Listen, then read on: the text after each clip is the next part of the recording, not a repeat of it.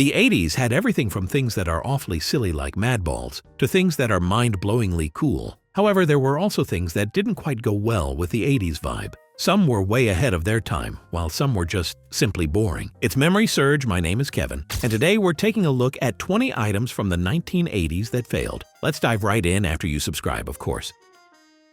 Sinclair C5. The Sinclair C5 was an electrically assisted, single-person pedal cycle that might have been a massive hit in the 21st century, given today's growing interest in electric vehicles. Legally classified as a tricycle, it could be driven by anyone aged 14 or older without a license in the UK. It featured a polypropylene body, a 12-volt battery, and a 250-watt motor. However, production both began and ended in the same year, making the C5 one of the most underwhelming product launches of its time. It struggled to climb hills, had a top speed of only 15 miles per hour, and often ran out of battery. When that happened, users had to pedal from a reclined position, an effort many found exhausting. Its open-air design offered little protection from rain, wind, or cold, and the low seating position made it difficult for drivers to see ahead in traffic, especially in busy urban areas. Betamax Tapes. Betamax Tapes, created by Sony, were built to a higher standard and offered better picture quality. But what made Betamax a failure? Although Betamax had higher video quality and a more compact size than VHS, it could only record for 1 hour at most. Some tapes offered just 30 minutes of recording time, while VHS tapes offered up to 2 hours. This made VHS more appealing to consumers who wanted to record movies and television shows without interruption. Betamax also had superior sound quality compared to VHS. Sony even included a metal strip at the beginning of each tape, which allowed the deck to test the tape's resistance before playback. However, Sony was very selective about licensing Betamax to other manufacturers. Only Sony and a few other chosen companies were allowed to produce Betamax equipment, whereas VHS was licensed broadly to multiple manufacturers. This gave VHS a much wider reach in the market. Although Betamax stayed on the market for a reasonable amount of time, it was advertised as a premium product and was significantly more expensive than VHS. For most families, it was unaffordable, making VHS the more practical and ultimately dominant choice. Atari 5200. After the success of the Atari 2600, the company decided to release a more powerful console to compete with rising rivals like Intellivision and ColecoVision. While many consumers considered the Atari 5200 a close match to ColecoVision in terms of capabilities, it ultimately failed to gain traction. The Atari 5200 was intended to be a true next-gen console, offering improved graphics and audio over the 2600. One of its standout features was a joystick that allowed 360-degree movement. Although this initially seemed innovative, it quickly became a problem. The joystick was non-centering, prone to breaking, and featured an unpopular keypad. Another major issue was backward compatibility. The 5200 couldn't play Atari 2600 games out of the box, which frustrated loyal customers. The console did include a built-in storage bay with a pop-up lid to store the controllers, a minor convenience, but not enough to redeem the overall experience. Apple Lisa. The Apple Lisa was the first personal computer with a graphical user interface. It featured a mouse, windows, icons, and even multitasking, making it an impressive tool for business users. However, it was insanely expensive. Launched in the 1980s at $9,995, a price too steep even for most businesses. Despite the high cost, the Lisa wasn't very reliable. It was also slow, as its advanced features demanded more processing power than its hardware could handle. With a small user base and limited resources, Apple wasn't in a position to further develop the design or improve the software. Lisa's inefficiency ultimately boosted sales of the Macintosh, which was seen as a cheaper and more dependable alternative. Despite heavy marketing, only about 10,000 units were sold. The remaining unsold Lisas were eventually dumped in a Utah landfill, marking one of Apple's most notable commercial failures. ViewMaster Interactive Vision. ViewMaster Interactive Vision's base idea is quite innovative, as they came up with an interactive VHS-based console designed to let kids influence a show's storyline by pressing buttons on a special controller. The system combined video footage from licensed characters like Sesame Street, The Muppets, and Disney with mini-games and choose this or that decisions. The users couldn't control characters, just select options or answer quiz-like questions. Many kids found it boring after just a few uses. Since the system used VHS tapes, the footage was fixed, and choices were really just branching scenes cleverly edited to simulate interaction. To top it off, this was too educational and less fun, which gradually made the kids lose interest. R.J. Reynolds' Smokeless cigarette. A cigarette that tasted and smelled like popcorn, and some even said it tasted awful. It functioned like an early version of a vape and was intended to be a safer, cleaner alternative to traditional smoking. But it turned out no one really liked it, as it just didn't taste right. Instead of using a flame, it used charcoal to heat processed tobacco, producing no actual smoke. Many testers said it tasted like burning plastic, chemicals, or even a fart. It was also impractical to use. You had to puff several times just to get it heated up, and even then, the vapor didn't deliver enough nicotine to satisfy most smokers. However, it was seen as potentially useful for those trying to quit smoking altogether. R.J. Reynolds' Smokeless cigarette was renowned to be a $325 million flop, and that's how much he spent developing Premiere for a product that lasted only less than a year. MCDLT Burger. Was MCDLT Burger designed to piss consumers off? It became a common complaint that the cheese was served cold with the burger. But serving unmelted cheese wasn't the only unappetizing thing about the MCDLT. The concept involved a regular hamburger patty on one side of a styrofoam container, kept hot, and the bun, lettuce, tomato, cheese, pickles, and condiments on the other side, kept cold. Consumers were expected to assemble it themselves, completely defeating the purpose of fast food. The oversized styrofoam containers were often seen littering roadsides, raising environmental concerns. And after all the DIY assembly, there was no noticeable improvement in taste. Most people just went back to ordering Big Macs and Quarter Pounders. The use of styrofoam was originally intended to solve the soggy burger issue by keeping hot and cold elements separate. Ironically, it allegedly made things worse. The burger itself wasn't terrible, but the concept was something no one had asked for.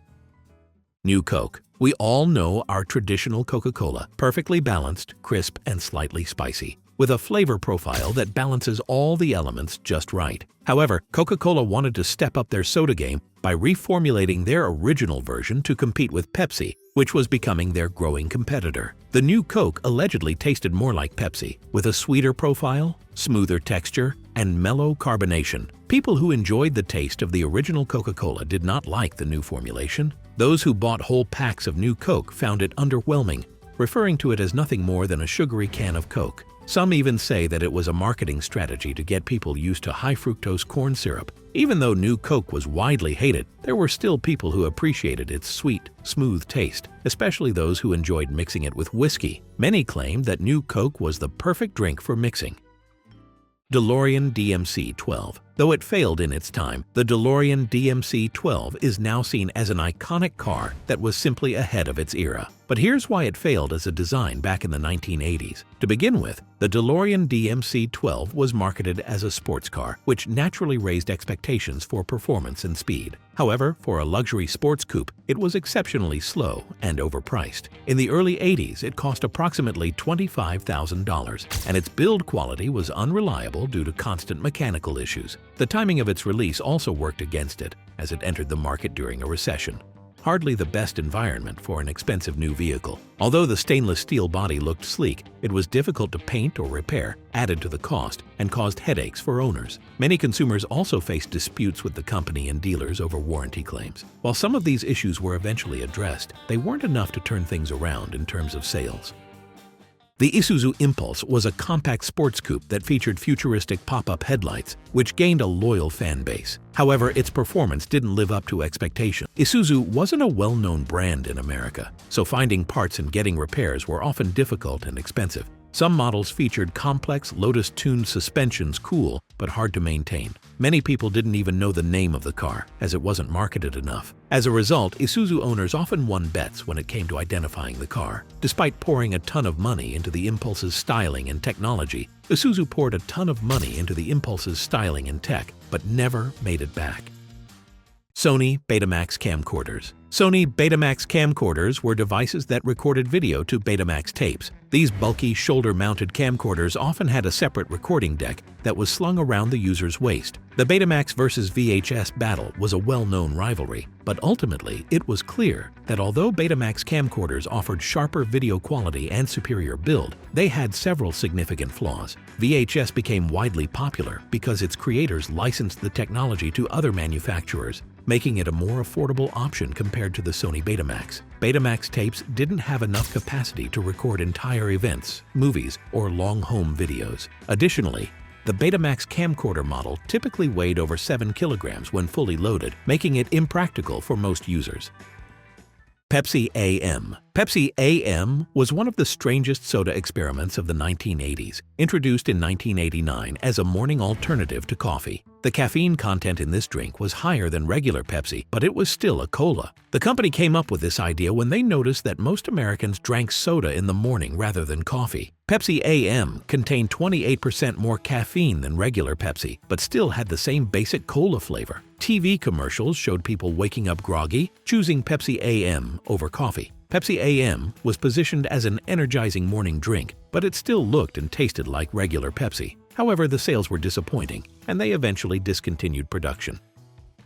KCO Atom Computer. The KCO Atom Computer was launched as an affordable home computer that came with a daisy wheel printer, a digital data drive, a keyboard, and a ColecoVision-compatible system, making it an ideal family computer. Expectations were high, but once it hit the market, customers realized the product had plenty of problems. The printer was essential for powering the system. If it failed, the entire system was rendered useless, and the printer did fail quite often. The tape drives were unreliable, slow, and frequently corrupted data. Furthermore, the Atom couldn't run most of the popular programs written for other home computers, like the Apple II, Commodore 64, or IBM PC. Coleco lost $35 million on the project, which caused its stock value to crash and ultimately led to bankruptcy in 1988.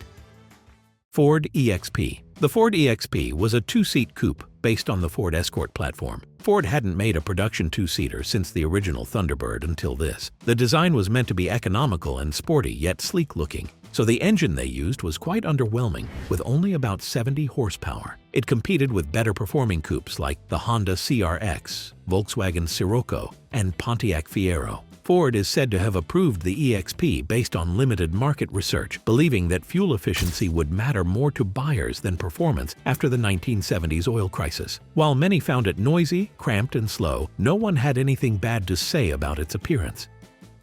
Laserdisc players. Laserdisc players offered unmatched quality compared to many other products on the market. They were truly ahead of their time. However, they came with significant drawbacks. The discs were as large as vinyl records and too fragile to handle easily, and their limited availability made them a rare sight at video rental stores. Many users also reported that the players ran loudly. Most importantly, the players themselves cost over $1,000, and each disc ranged from $30 to $50, making them a pricey option for most families. Laserdisc brought theater-quality viewing into the home, which was a dream come true at the time. However, the studios weren't as enthusiastic. Hollywood was slow to support Laserdisc. VHS was cheaper to produce, easier to distribute, and far more rental-friendly. Adding to the issues, Laserdiscs were susceptible to a problem known as laser rot, where the layers of the disc would separate and degrade over time, eventually making them unplayable. Zenusi Jet System washing machines. Zenusi came up with a jet system where water was recirculated and sprayed directly onto clothes for faster and more efficient cleaning. It was built to be more efficient, using less water and soap than typical washers. While the jet system washing machine seemed like a smart idea, it often led to failures and added unnecessary complexity, especially in the water pumps and control boards. A common complaint was leaky doors and hoses. Some users even experienced flooding in kitchens and laundry rooms, especially in hard water areas. The repairs were a nightmare for most users, as Zenusi parts were expensive and hard to get in many regions, especially outside of Europe. Repairs could take weeks, and customer service was often described as slow or unresponsive. Although the idea was well received at first, users started complaining 2 years later because of frequent breakdowns.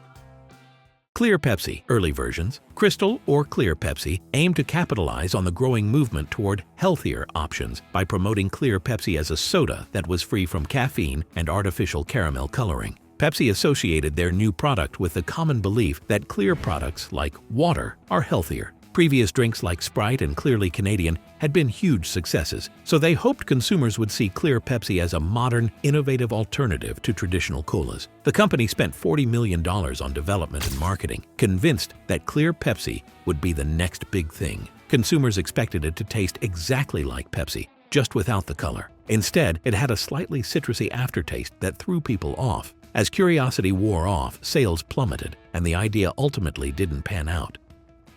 Quickstar Microwave Oven. The Quickstar Microwave launched with the promise of faster cooking, using a more powerful magnetron to heat food quickly and efficiently. It was compact and cheaper than leading brands, making it appealing to budget-conscious buyers and people who lived in compact flats. Little did the buyers know that it could turn out to be a potential fire hazard. Units were notorious for overheating and in some cases even catching fire. Cheap wiring and poor ventilation caused melted casings or short circuits. The timer and sensor controls were unreliable. The timer often showed the wrong time, so baking a cake could leave you with something undercooked or completely rock hard. Some units wouldn't shut off properly. Food kept cooking even after the timer hit 0. Plastic buttons broke easily, doors warped, and some models emitted a strange buzzing sound while running. Users complained about paint chipping inside the cavity, possibly contaminating food, and production stopped just a few years after its launch. Intelvision Console. The Intelvision Console was a direct competitor to the Atari 2600 and offered better graphics and sound than most companies in the market. Its hardware was more advanced, allowing for smoother animations and more detailed graphics. They also designed one of the most innovative consoles, as it had a numeric keypad and a sliding disc for controlling movement, and they were the first to design this at that time. The console was known for having some solid titles like Astro Smash and Night Stalker, which were more complex than the simple arcade-style games on the Atari. It also had exclusive games and was marketed as more of an advanced system for serious gamers. Despite a handful of great games, the overall game library was much smaller than that of the Atari 2600, which had a much larger selection and a stronger developer base. Filela Headbands. Filela, already known for their sportswear garments, introduced headbands into the line, and they were primarily made from cotton terry cloth, designed to absorb sweat during exercise or sports activities. However, Filela wasn't the only brand pushing headbands at the time. Nike, Adidas, and Reebok all offered similar accessories. The Filela logo, which started off looking sharp, became less cool when neon versions flooded the market, making it feel like a trend instead of something special. The headbands were sometimes too tight or too loose, not ideal for serious athletes, as they could slip during intense workouts or cause discomfort. Over time, the brand focused on it as an accessory rather than sticking to its initial purpose. And those were the 20 items from the 80s that failed. What are some items you think should be revived today and why? Let us know in the comments. Be sure to subscribe to our channel for more videos like this.